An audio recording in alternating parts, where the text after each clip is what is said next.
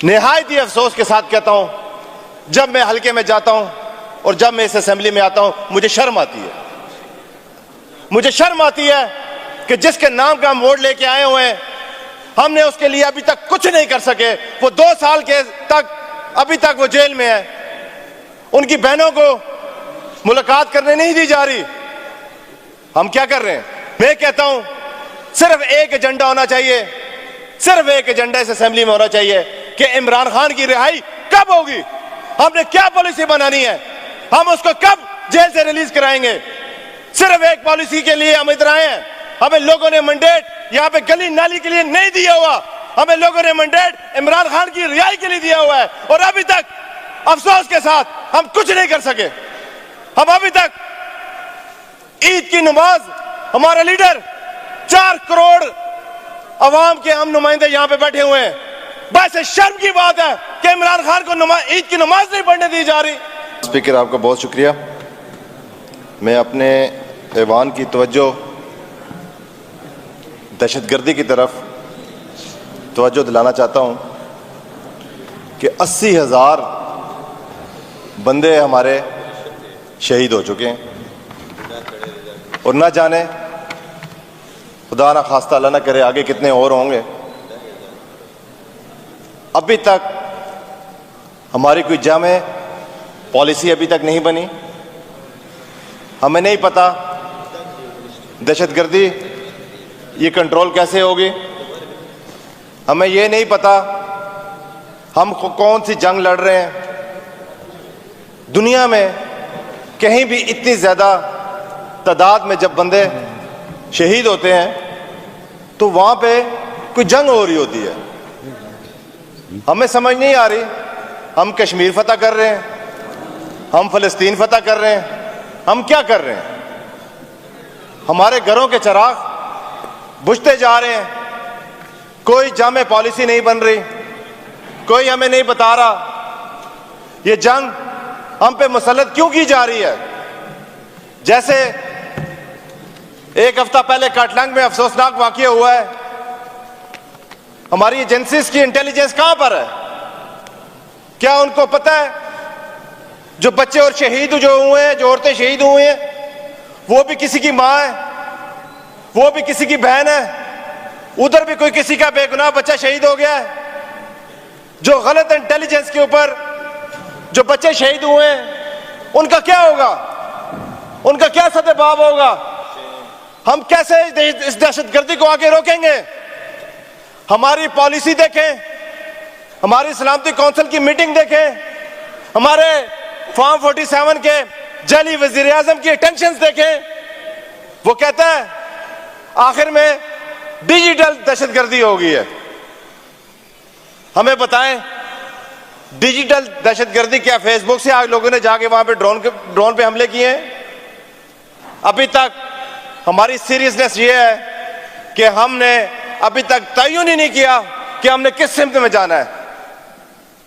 क्योंकि जो लोग बैठे हैं पॉलिसी मेकर्स, उनका तो मैंडेट ही नहीं है, उनको अवाम की तो परवाह ही नहीं है। वो कौन सा वोट लेके आए हुए हैं?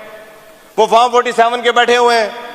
उन्हें दहशतगर्दी हो रही है और उन्हें तकलीफ सिर्फ और सिर्फ ये है कि पीटीआई वापस ना आ जाए। उनका सारा फोकस पीटीआई के ऊपर है।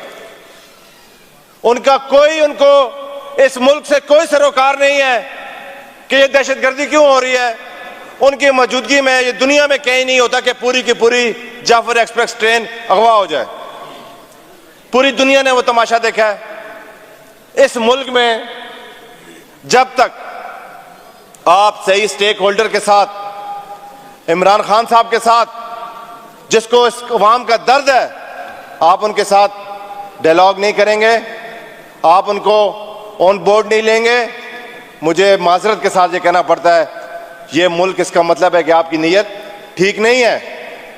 आपने जो हालात पैदा किए हुए हैं, इसकी मिसाल, इस जुल्म की मिसाल इस दुनिया में कहीं नहीं मिलती। मुझे अफसोस के साथ कहना पड़ता है कि ना हमारी कोई दाखिला पॉलिसी है, ना हमारी कोई फॉरेन पॉलिसी है।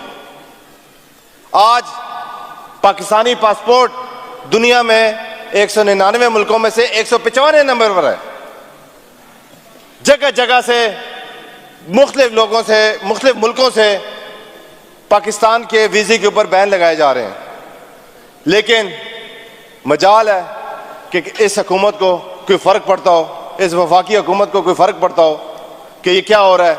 इस मुल्क के इस पासपोर्ट की जिसकी इज़्ज़त करनी चाहिए थी दुनिया को, जो आगे जाना चाहिए था, वो दिन ब दिन रिवर्स होता जा रहा है।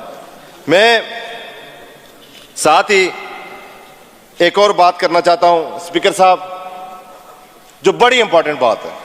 आप, मैं और मेरे सारे ये पाकिस्तान तहरीक इंसाफ के भाई जो बैठे हुए हैं, जो लीडर्स बैठे हुए हैं, एक नाम पे वोट लेके आए हुए हैं और वो है इमरान खान।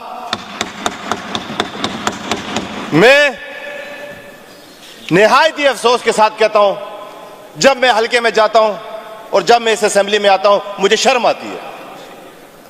मुझे शर्म आती है कि जिसके नाम का हम वोट लेके आए हुए हैं, हमने उसके लिए अभी तक कुछ नहीं कर सके।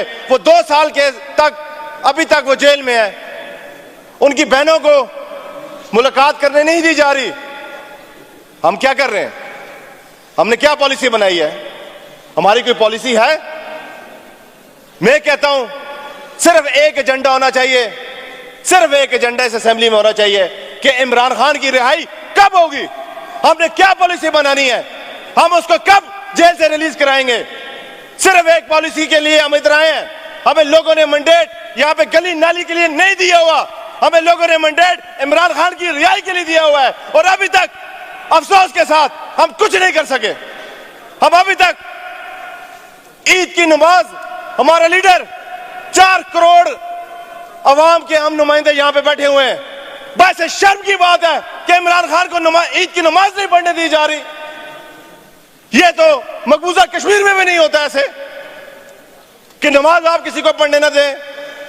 जब तक हमारी ये पॉलिसियां सर ठीक नहीं होंगी, हम आगे किसी सूरत में नहीं जा सकते। हमारा सिर्फ एक एजेंडा, हर स्टैंडिंग कमेटी में मैं कहता हूं एक एजेंडा होना चाहिए कि हमें पॉलिसी बनानी चाहिए कि इमरान खान को हमने कैसे रिलीज कराना है अडयाला जेल से। सिर्फ एक पॉलिसी, एक एजेंडा। कोई बिल उस वक्त तक नहीं होगा जब तक इमरान खान की रिहाई के बारे में बात नहीं होगी, जब तक वो रिलीज नहीं होगा।